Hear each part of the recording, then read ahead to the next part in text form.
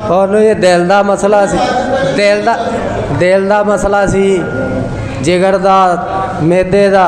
ਲੇਕਿन ਹੁਣ ਅੱਲਾ पाक ਦਾ ਸ਼ੁਕਰ ਆ ਜੀ, ਤਬੀਅਤ ਵਾਵਾ ਠੀਕ ਆ। ਹੁਣ ਕਰਮ ਅੱਲਾ पाक ਦਾ ਬੜਾ ਜੀ। ਡਾਕਟਰਾਂ ਨੇ ਜਵਾਬ ਦੇ ਦਿੱਤਾ ਸੀ ਜੀ। ਡਾਕਟਰ ਕਹਿੰਦੇ ਜੀ ਸਾਡੇ ਤੋਂ ਹੁਣ ਭਾਰਾ ਕੰਮ ਆ ਜੀ, ਸਾਡੇ ਵੱਲੋਂ ਫਰਕ ਆ ਜੀ। ਅੱਲਾ पाक ਦਾ ਰਹਿਮਤ ਆ ਜੀ, ਤੁਹਾਡੇ ਕੋਲ ਆਏ ਆ, ਕੋਈ ਤਬੀਅਤ ਠੀਕ ਆ ਹੁਣ ਕਾਫੀ ਅੱਗੇ ਨਾਲੋਂ। नहीं जी डॉक्टर को नहीं जा रहे, हम रब की रहमत है जी, ठीक है अगे हम। हाँ जी तकरीबन 5-6 साल तो जी इदा ही। हाँ डॉक्टर ने तकरीबन 2-2.5 महीने हो चले जी। हाँ जी घर ले, घर सूरत बड़िया जी, मुड़ के तुहाडे कोल आ गए तो फिर अल्लाह पाक की रहमत हो गई, ठीक हो गई।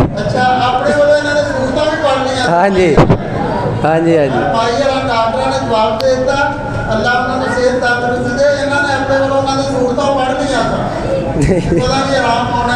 तेरे जी यासीन बढ़िया सी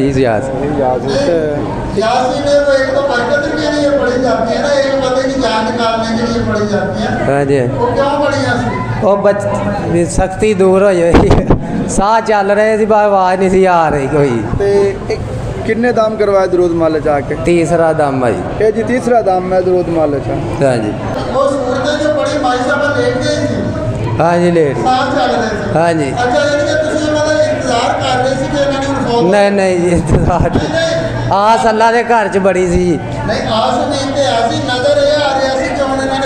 हाँ जी हाँ जी हाँ जी हाँ जी डॉक्टरों ने जवाब दे दिया था कि सांसें चल रही थी, वो लेट गए थे। वो मौलवी साहब को, इमाम साहब को उसी वक्त बुलाया जाता है सूरत पढ़ने के लिए जब नाम नहीं हो जाते हैं। तो ये मेरे मुस्तफा के जिक्र की बरकत है। हाँ जी हाँ जी सुभान पढ़ चुके थे कि हम फौत हो जाना, अल्लाह ने उसको भी ऊपर उठा दिया। सुभान अल्लाह सुभान अल्लाह। हाँ जी हाँ जी अल्लाह का शुक्र, शुक्र है रब। आपका दिल मुतमिन है? हाँ जी मुतमिन है। ये लोग आए सारे अपने मतलब के लिए। हाँ जी